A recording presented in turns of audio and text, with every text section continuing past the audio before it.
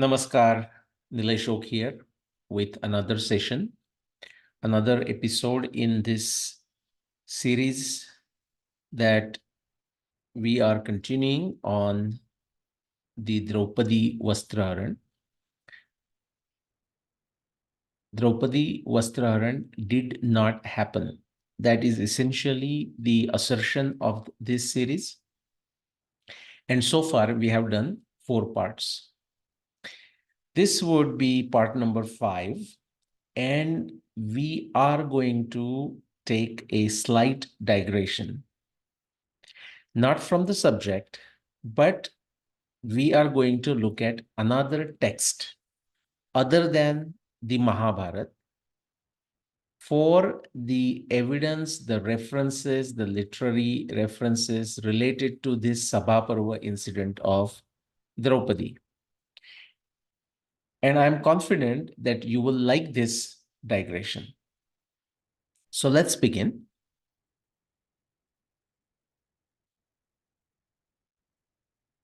Part 5, Draupadi Vastraharan. What does Srimad Bhagavat Purana have to say about this incident of the so-called Draupadi Vastraharan? And in our series, this would be part 5. Now, the reason I decided to take this digression is because of a short conversation that occurred on my Facebook wall. The part 4 of this series, I had posted it and then someone reposted it.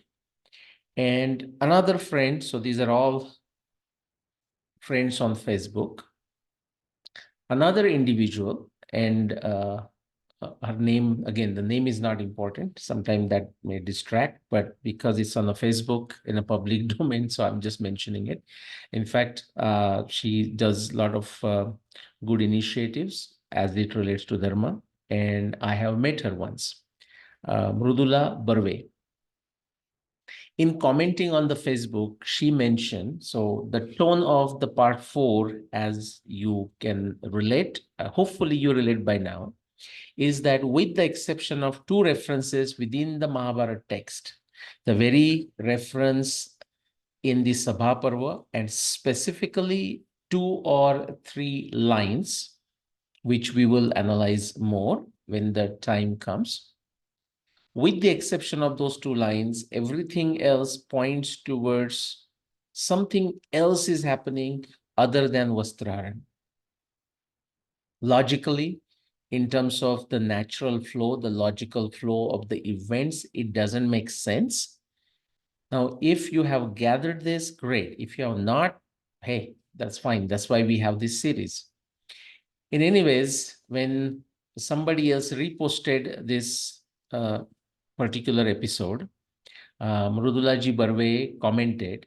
Now she commented in Marathi. Most of you should able to understand. Those who don't understand Marathi, if you are curious about learning another language, every reason to make an effort to learn Marathi. Of course, I'm going to translate it.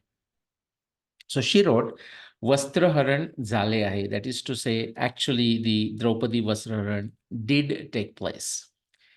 Te symbolic nahi. It's not symbolic as possibly she thought I am insisting. And she's right. That's exactly what I'm saying. In fact, I'm asserting that the evidence in the Mahabharata text is so clear that we have to understand the Vastraharan in a somewhat modified fashion and not in a literal fashion. And she's saying that's not true. So she's taking a opposite position. She's saying that it's not symbolic. Sri Krishna ne Vastravatar gitla ahe or gitla hota, which is to say, actually the Sri Krishna, the typical story that all of us have heard, and partly it is narrated in the Mahabharata text itself, which I have already covered when we discuss the references from Sabhaparva, that Sri Krishna indeed took a Vastravatar and provided multiple different saris, different pieces of cloth to Draupadi, and it turned into a huge pile in the court of Kauravas. That particular narration, she's saying that narration is correct. So in responding to that, I wrote, and now that's in English. So most of you who don't know Marathi should be able to easily follow that part. I wrote, both Draupadi and Sri Krishna disagree with such claim per the Mahabharata text. Now, this disagreement of Draupadi and Bhagwan Krishna himself about this Sri Krishna's Vastravatar or Draupadi's Vastraharan, I have covered in my other talk given in Marathi, possibly in a couple different places, maybe more.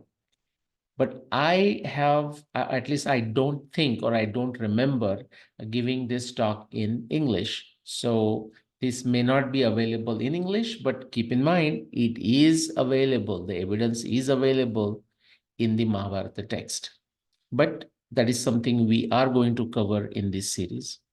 So referring to that evidence, I am saying both Draupadi and Sri Krishna disagree with such claim per the Mahabharata text, to which Mrudulaji Barve responds saying, I trust Bharatiya Parampara. You understand that, okay? She trusts the Indian tradition. That includes that incidents did happen. So she's again insisting Srimad Bhagavat Puran references. And she's saying, hey, she's making that comment based on Srimad Bhagavat Puran references. To which I responded, saying I have no intention of arguing with her, especially in a Jalpa fashion, which is to say, just for the sake of winning over the other party. The evidence speaks for itself. Of course, even when the evidence exists, depending on the person's mental state, the person's mental disposition, that's what I mean, intellectual disposition, we can say the disposition related to Shraddha and all of that.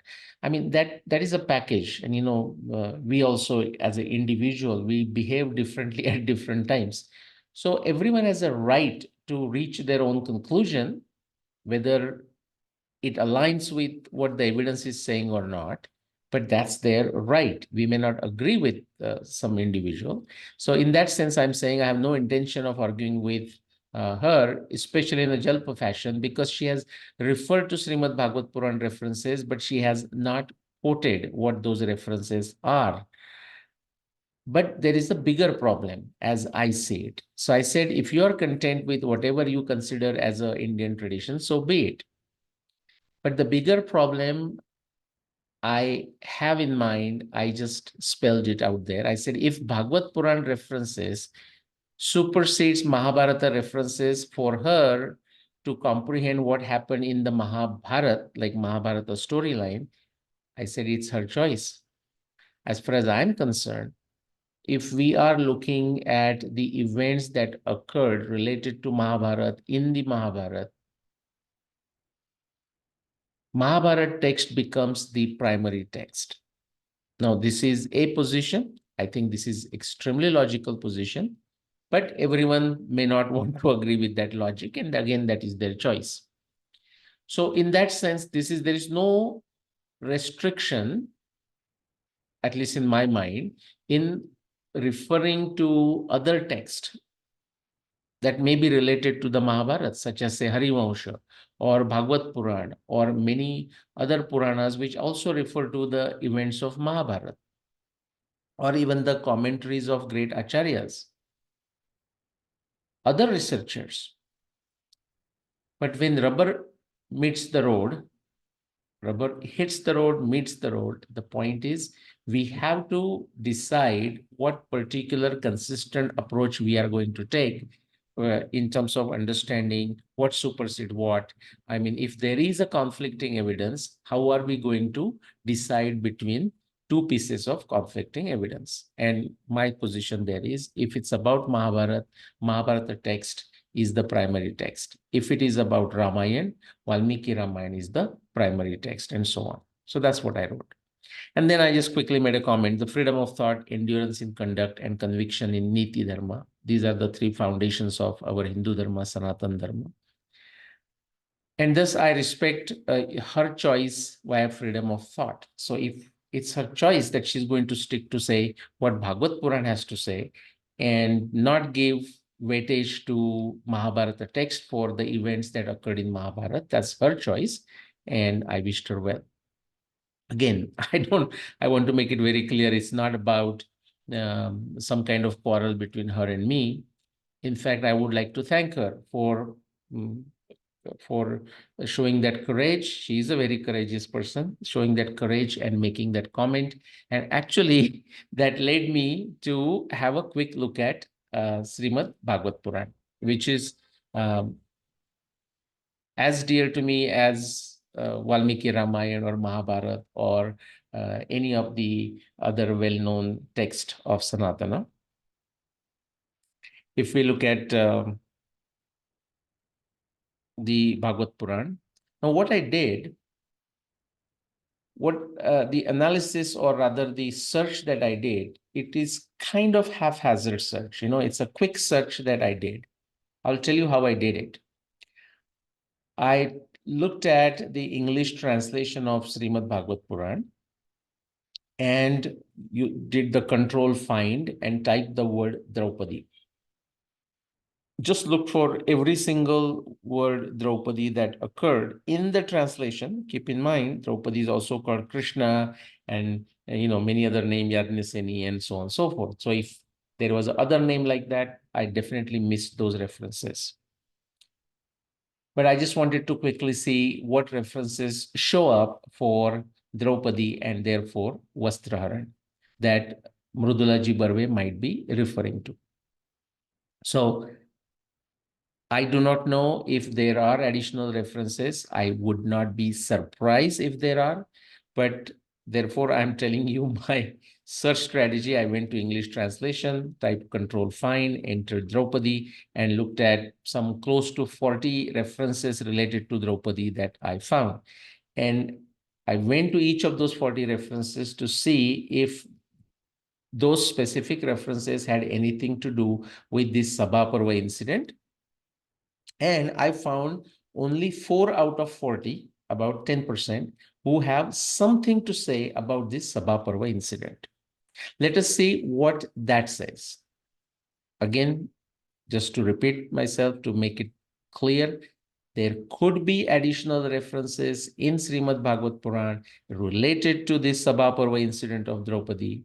I just did a quick search, and I would encourage Mrudula Barveji, if she happens to listen to this talk afterwards, and if she's aware of specific references related to Draupadi Vastraharan from Srimad Bhagavat Puran, I would be grateful and I would love to have those references. So with that preamble, let's get into the 4 references that I found. Now, those of you who are aware of Srimad Bhagavat Puran, great. Those who are not, we have a structure like what? We have a skanda, like total of 12 skanda, cantos, and then each skanda has many adhyaya, and then of course the shlok. So skanda first, so Srimad Bhagavat 1.8.5, and I will not, just to keep the length of this program shorter, I will not read the Sanskrit right now. So I'll jump into the translation.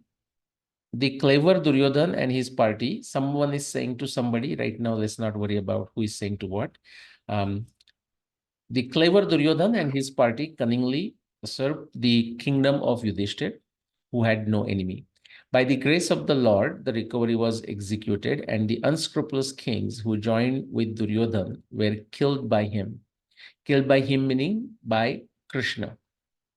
Others also died, their duration of life having decreased for their rough handling of the hair of Queen Draupadi. So the first reference out of the 4 that I'm going to present here, in the context of describing the events of the Mahabharata war, the discussion is possibly happening post-Mahabharata, let's say. When it comes to the reference of this Sabha incident, Bhagavad Puran describes this in the sense of the rough handling of the hair of Queen Draupadi. Okay, let's go to the next one. This is again Srimad Bhagavat 1.15.10. Let's jump into the translation. It was he only who loosened the hair of all the wives of the miscreants. Again, the discussion is about the Krishna's role in the Mahabharata war. And so he's saying, I mean, whoever is describing this kind of in a tit for tat fashion is saying the Kaurava side, the ladies of the Kaurava side, after they came to know of the death of their husbands, they have loosened their hair and so on. So it was he only who loosened the hair of all the wives of miscreants who dared, so those miscreants, who referring to those miscreants, dared open the cluster of your queen's hair. So somebody's telling it to say either Yudhishthir or Arjun or so on. Okay, so again referring to the exactly same descriptions, which says somebody loosened the hair of Draupadi, pulled her hair or something like this. That's reference number 2, and we get the identical description. Let's go to reference number 3. Again, this is from the third canto, Srimad Bhagavat 3.1.7. Quickly jump into the translation. The king did not forbid his son Dushasan's. So now this king referring to Dhritarashtra. The king did not forbid his son Dushasan's abominable action of grabbing the hair of Draupadi. Again, the incident is described in Srimad Bhagavat Purana as Dushasan grabbing the hair of Draupadi, the wife of godly King Yudhishthir, even though her tears washed the red dust on her breast. Right, let's go to the final reference. This is Srimad Bhagavat 11.1.2. So that's 11 Skanda, 11 Canto. Let's jump into the translation. Because the sons of Pandu were enraged by the numerous offenses of their enemies, such a duplicitous gambling, verbal insults, the seizing of Draupadi's hair, and many other cruel transgressions, and it goes on and on. But the key point again in this particular reference is the seizing of Draupadi's hair.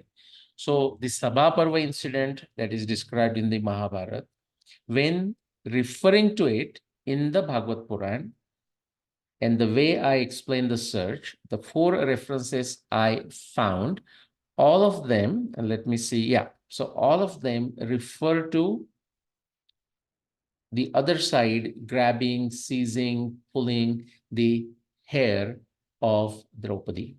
There is no additional description. And that's it. Again, to reiterate, I would love to have any additional references from Srimad Bhagavat Puran that explicitly refers to Vastraharan.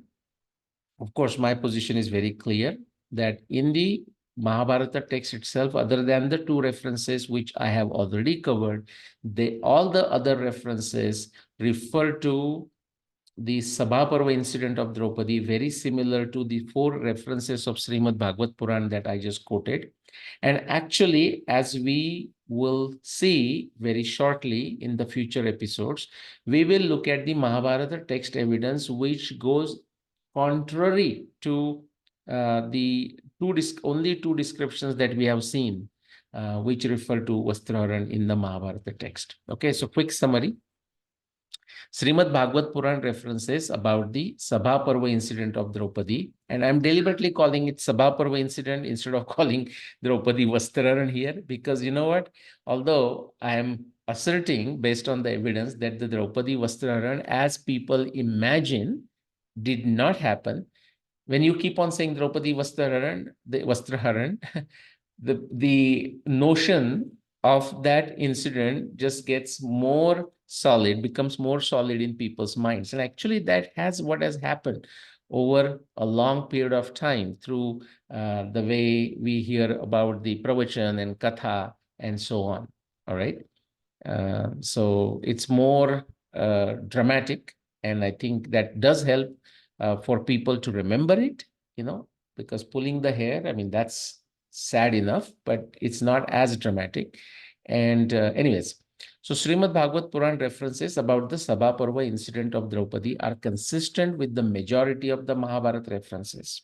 Okay, so we have covered only a few so far, and we are going to look at many additional ones. In this English series, I have covered all of the references from the Mahabharata text in the Marathi lecture or lectures I have given, and people can refer to those at my YouTube page, or whatever you call YouTube channel, Nilesho. And if you understand Marathi. Okay. Now, being dogmatic, stubborn, or being insistent has its value. Okay. So, for example, even in science, what happens is even evidence comes contrary to existing theory.